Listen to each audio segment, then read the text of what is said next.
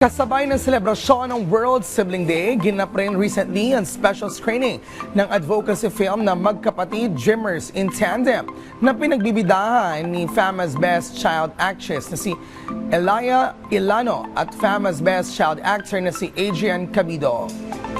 Ang pelikulang ito ay tungkol kay Christina na ginampanan ni Elia, isang masayahing bata na may physical ability, at kay Christian na ginampanan naman ni Adrian, isang athletic na mag-aaral pero may intellectual challenges. Umiikot ang storya sa pangarap nilang makapagtapos sa pag-aaral upang magkaroon ng magandang hinaharap at ang mga pagsubok na kanilang pinagdaanan, kagaya ng family struggles, bullying at personal battles. Sa nangyaring special screening, dito ay binahagi ng dalawang bida ang mga natutuhan nila mula sa pelikula. Yung empathy, okay, to understand really na hindi porket nang bubuli siya, masamang tao na siya.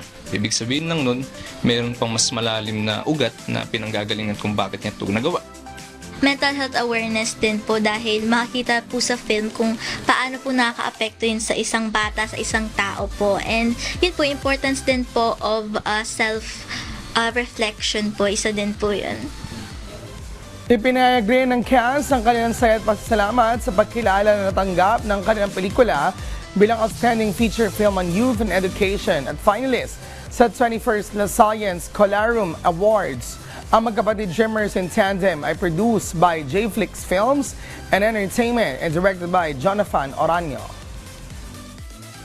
Po, hopefully and praying po na we will start screening it po sa mga schools po and possibly sa theater po. So, let's hope and pray to Lord God po na mangyari yun para po mapanood po nating lahat ang pelikulang ito.